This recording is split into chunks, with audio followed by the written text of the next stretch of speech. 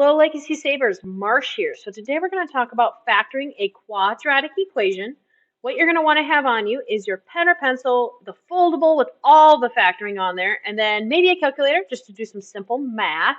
And then you're also going to want your thinking caps. Now, if you are not listening to me with audio, you definitely want to listen to me with audio. And if you're not listening to me with audio, you didn't get to hear that message. So you should listen to me with audio, people, okay? Because factoring is not a thing that I would watch without audio. First, we need to remember how to multiply. Now, remember multiplying is FOIL. So first, outside, inside, last. So you multiply the outs, insides, or excuse me, the first. So x times x will give you an x squared.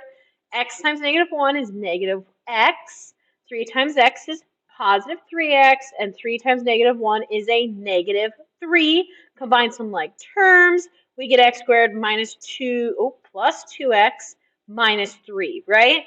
Same thing on this problem here, but if I FOIL this, I'll get x times x times -3, 3 times x, 3 times -3, which after I do some FOILing and some simplifying, I would get x squared minus 9. Now, here is your factoring foldable. First thing we want to talk about, what does it mean to factor? To factor means to find out what was originally multiplied to create the expression.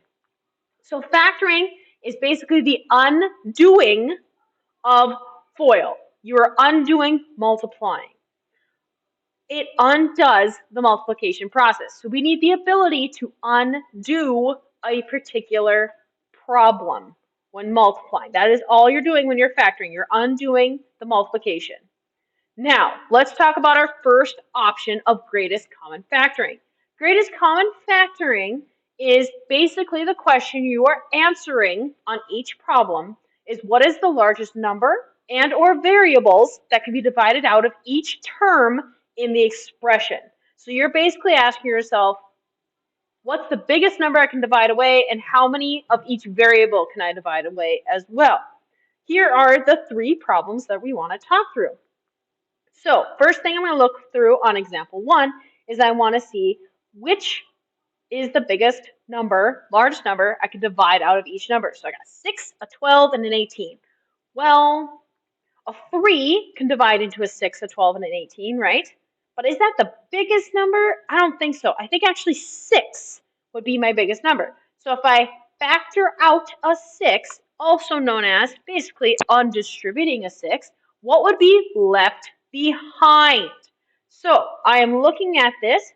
What times 6 would give us x or 6x squared, which is just an x squared, right? If I basically divided this by 6, you see how the 6's would cancel out. If I divide 6 by negative 12x, I'll get a negative 2x. Also, same question. What times 6 gave us negative 12x? And I'm also going to divide out a 6 out of this 18, and I'm going to get a 3 there. So that's all I did is I just divided out a common factor out of each of them. Notice, not every term had an x, so I cannot factor out an x out of each term. Number 2, I need to look here. What is the biggest number I can factor out, and can each give a certain amount of x's? Well, 14 and 7, biggest number I can take out of there is a 7, right? What's the biggest amount of x's each person can give? Well, looking on this, I see that only one x can be given by both terms, correct? This guy has 4 x's to give, this guy only has 1 x. So if I want to equally give x's, I need to factor out 1 x. Now I got to ask myself, 7x times something gave me 14x to the 4th. Well, that would be 2, right? Because 7 times 2 is 14. What about x to the x to the 4th? What times x gave us x to the 4th? Well, that would be x cubed, right? Because x times x cubed would give me an x to the 4th. Something times 7x gave me negative 7x, or dividing by 7x. Do you guys see how that would be a negative 1? The best part that I love about factoring is that I can distribute back in, and I should get the exact same problem that I started with. If you don't, That means there's a big, giant issue. We messed up. We need to be able to get back after we factor. Now, let's look at example 3. What number goes into 28, 16, and 8? Ooh. Well, 28, 7, but 16 and 8 don't share that. Can't take 8 out. What about 4? 4, I think, divides into every single one of them. So my greatest common factor is going to include a 4. How many x's can each person give? Well, this guy has 2 of them, this guy has 5 of them, and this guy has 1 of them. So only 1 x, it looks like, can be given by everybody. And then what's the biggest number of y's that can be given by everybody? Oh, 1 y, right? So now, I need to factor out what would be left. So 4 times 7 would give me 28. So literally I'm dividing by 4xy right here.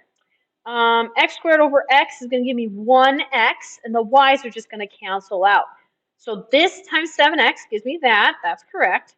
Now let's figure out the rest here. 4 times 4 would give me a 16. An x to the 4th, right? And then the y's would cancel out again. And then 2 times 4 would give me 8. X's would cancel out, but notice it's a y squared over a y, so I need a y here. So also looking at it in division problem, but I like to ask myself, what times this gives me what they had originally?